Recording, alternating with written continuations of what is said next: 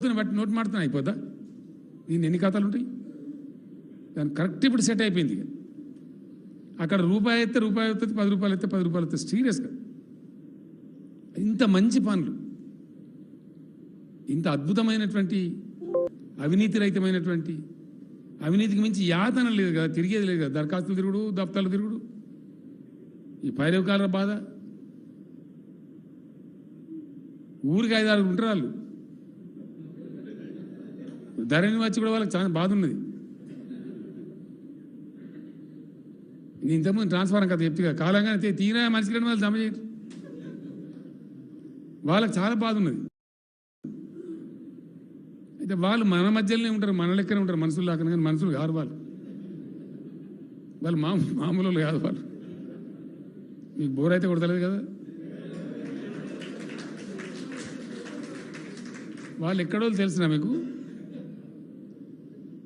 ఈ రావణాసురుడు వచ్చి సీతమ్మవారిని చెరబట్టిండు కదా రామాయణంలో. సీతమ్మవారిని చెరబట్టి తీసుకొని పోయిండు లంకకు. వెతికి వెతికి వాందోలు వీందోలు ఆఖరికి హనుమంతుడు పోయి జాడ తీసుకొచ్చిండు.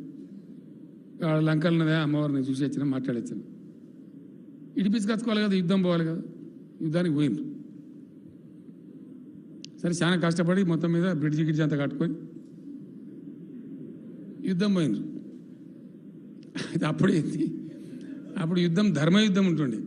ఇప్పటిలేక లంగ యుద్ధం ఉండపు. ఈ దొంగసారి దెబ్బలు తీసుడు, అంత ఆవులవుల మాటలు మాట్లాడు, పిచ్చి పిచ్చి మాట్లాడు లేకుండా అప్పుడు ఇంత లంగతన మా ఇప్పుడు. వాడు హేట్లర్ అవుతున్నాడు, వాడు ఇష్టం వచ్చినట్టు మాట్లాడు. ఎవడో ఏం వాడిని నెత్తా కత్తా యాడికెళ్ళి వచ్చిండు, ఎవడు వాడు ఏం మాట్లాడతాడు, ఓ అర్థమా తాత్పర్యమా, నువ్వేమైనా మోసనోనివా, తెలంగాణ కోసం చెమట సుఖపడుతున్నదివా, ఈ యాడికెళ్ళి వచ్చి ఇక కథ ఉన్నది. ఇదంతా చూస్తాను అనుకో, ప్రజలు అన్ని చూస్తాను. ఎవరెవరి సంగతి ఎంతో అన్ని రేపు వస్తే టైం వస్తుంది. అయితే అప్పుడు ధర్మయుద్ధం ఉండేది. సాయంత్రం కాగానే గంట కొడితే బంద్ యుద్ధం, ఒకనోడు కొట్టుకోరు. మళ్ళీ తెల్లారి బేరి మోగినాకనే మళ్ళీ యుద్ధం స్టార్ట్ అన్నట్టు. అట్లా ధర్మం ఉండప్పుడు.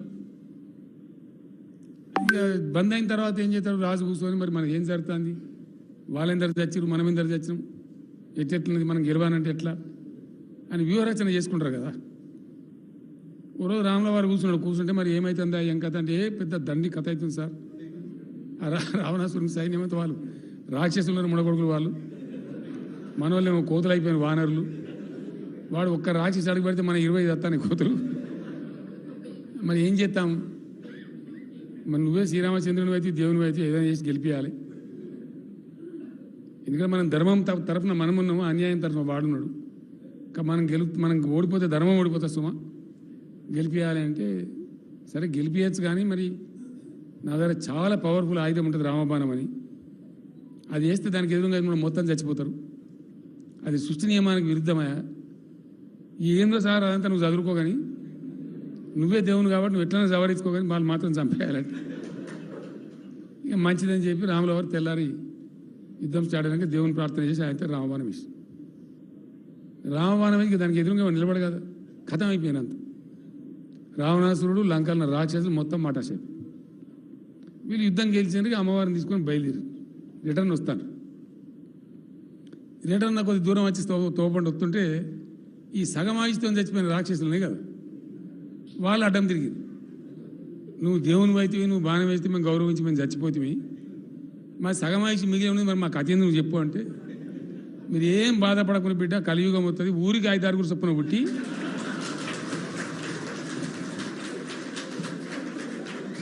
మీరు ప్రజలను బీక్కొని తినండి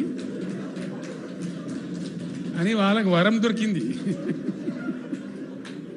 అగో వీళ్ళు ఆ బాబతగాళ్ళు.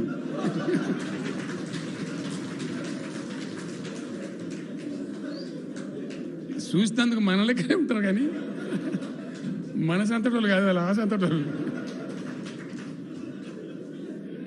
వాళ్ళు మామూలు అస్తుమా, వాళ్ళతో బచాయించుకొని ఉండాలి మనం. అవి అట్లా